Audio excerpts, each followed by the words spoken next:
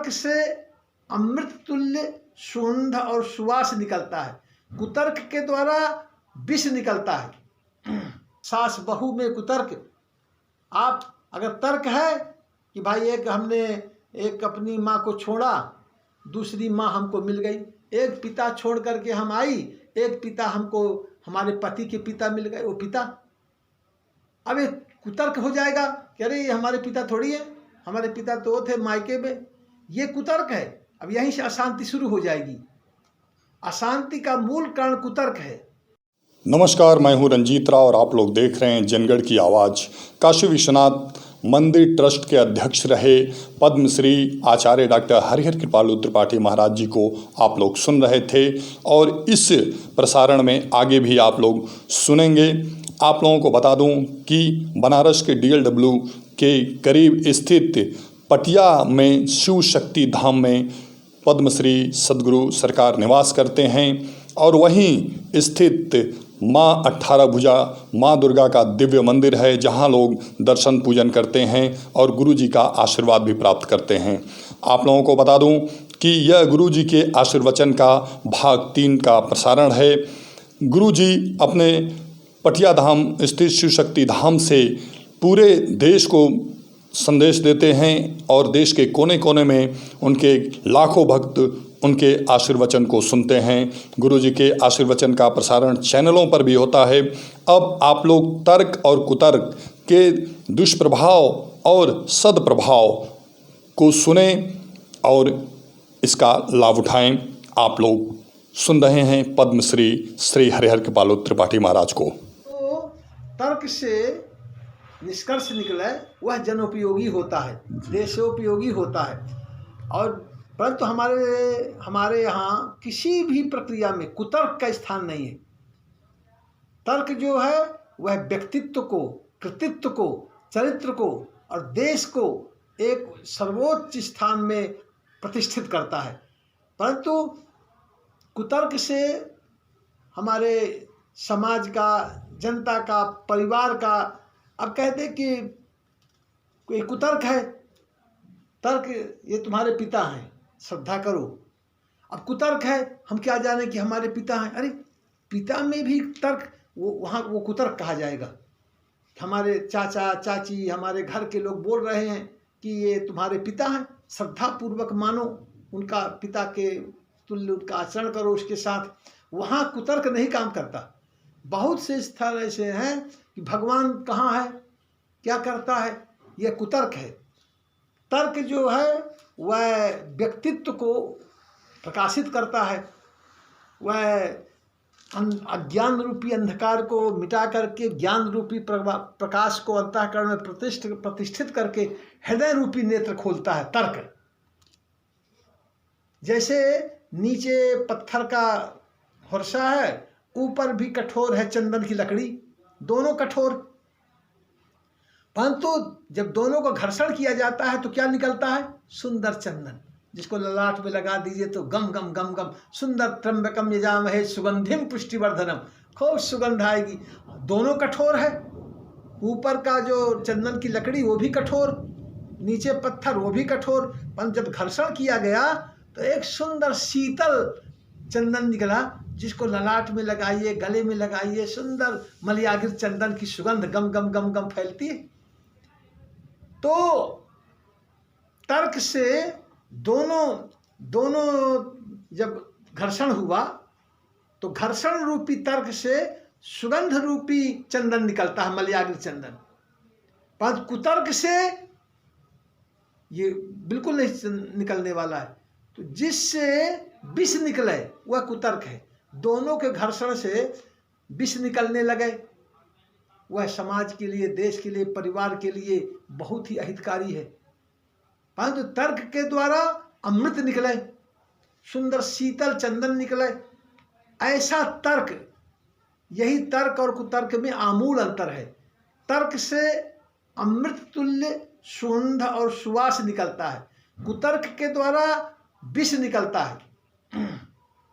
आज समाज में, परिवार में कुतर्क के कारण ही कलह है, भेद है, अशांति है, भाई भाई में कुतर्क, पिता पुत्र में कुतर्क, जेठानी देवरानी में कुतर्क, सास बहू में कुतर्क। आप अगर तर्क है कि भाई हमने एक अपनी माँ को छोड़ा, दूसरी माँ हमको मिल गई, एक पिता छोड़ करके हम आई, एक पिता हमको हमारे पति के पिता मिल गए, वो पिता। अब एक कुतर्क हो जाएगा कि अरे ये हमारे पिता थोड़ी है, हमारे पिता तो वो थे मायके में। ये कुतर्क है। अब यहीं से अशांति शुरू हो जाएगी। अशांति का मूल कारण कुतर्क है। जब तक तर्क है, तर्क खराब नहीं है, तर्क से सुंदर वस्तु निकलती है। वह देश का, परिवार का, समाज का पालन पोषण, संरक्षण और संवर्धन करती है। परंतु कुतर्क जो है वो अधःपतन में ले जाती है, विष पैदा करती है। आज इसीलिए जिस बहू घर में आई तर्क के द्वारा कि भाई एक दूसरी की लड़की हमारे घर आ गई, वो मेरी पुत्री है, पुत्री जैसा उस बहू को मानो कि एक लड़की है, वो भी आपको माँ जैसे मानेगी। परंतु वह बहू अगर ये सोचेगी, कुतर्क करेगी कि ये मेरी माँ थोड़ी है, ये तो सास है, मेरी माँ तो वो है, बस यहीं से कुतर्क से भेद पैदा होने लगेगा। ना वो उसको माँ मान पाएगी और ना वो बहू जो है उसको माँ मान पाएगी, और माँ ना उसको बेटी मान पाएगी। वस्तुता ये है कि वो माँ हो गई और वो बेटी हो गई। कहीं घर में कोई अशांति नहीं होने वाली। आज जो देश में, समाज में, परिवार में विकृतियां हैं, भाई भाई का है। इसीलिए जहाँ जहाँ भी देखिए भाई का, पहले ये था कि बड़ा भाई जो है पिता तुल्य होता है, वो छोटे भाइयों को साइकिल में बैठा कर स्कूल ले जाता है, पढ़ाता है, पिता जैसे उसका देख रेख भी करता है, क्योंकि उससे 5 साल 10 साल बड़ा होता है तो काफ़ी देख रेख करता है।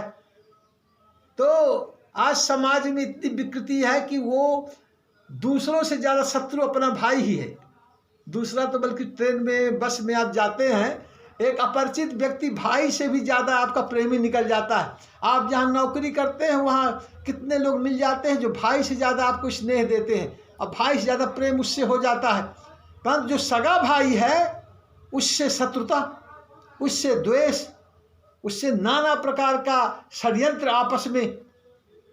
आज जो है ये जो परिवारों में अशांति है, यही शांति जो परिवार से शुरू होती है कहाँ जाती है? समाज में। समाज से फिर अशांति कहाँ जाती है? जिला में। जिला से फिर कहाँ जाएगी? प्रदेश में।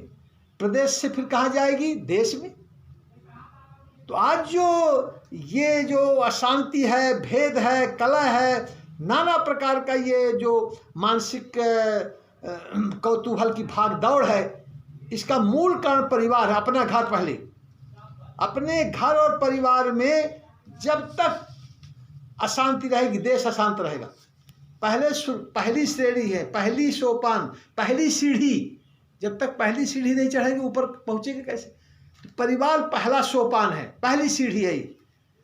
तो बड़े बड़े लोगों को आप देखेंगे कि दूसरों के साथ उसका बहुत अच्छा रहता है, पर परिवार में ठीक नहीं रहता।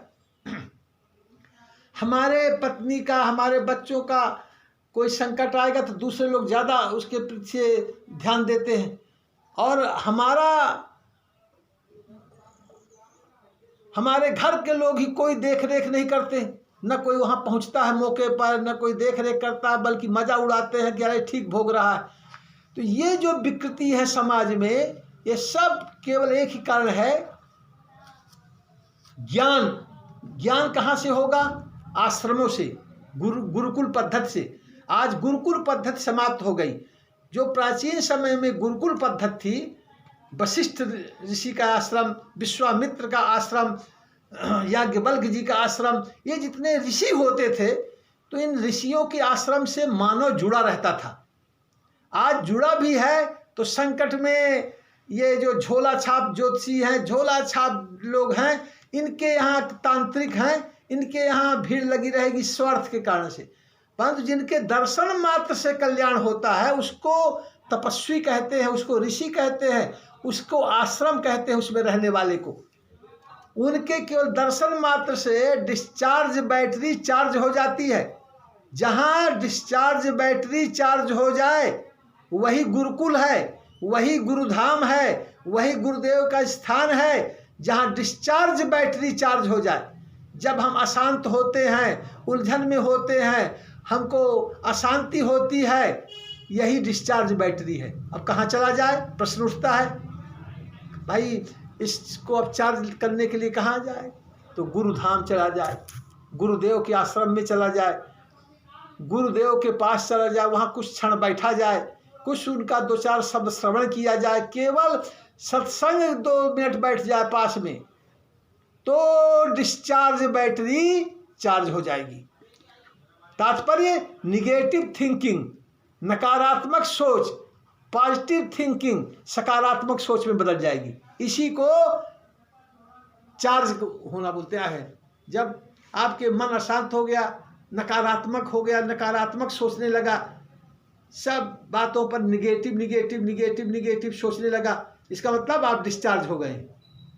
आप तत्काल ऐसे तपस्वी तपोपूत जो तपः स्वाध्याय निरतम तपस्वी वाग्विदाम्बरम, जो तप और स्वाध्याय से परिपूर्ण महापुरुष हो, ऐसे ट्रांसफार्मर से आप जुड़ जाइए। जहाँ ट्रांसफार्मर से तार जुड़े, खंभा जुड़े, सब पंखा, बिजली, एसी, कूलर सब चलने लगेगा। और जहाँ ट्रांसफार्मर से उस तार को अलग कर दीजिए, डिस्चार्ज, सब बंद, न पंखा चलेगा, न बिजली चलेगी, न एसी चलेगा, न कूलर चलेगा। जब तक आप ट्रांसफार्मर रूपी गुरु से, गुरुदेव से, महापुरुष से, तपोपूत से, तपस्वी से आप जब तक जुड़े हैं, आप चार्ज होते रहेंगे। आपका बैटरी चलता रहेगा, चार्ज होती रहेगी, आपके पंखा चलते रहेंगे, एसी चलते रहेंगे, कूलर चलते रहेंगे, बल्ब जलते रहेंगे। परंतु जब आप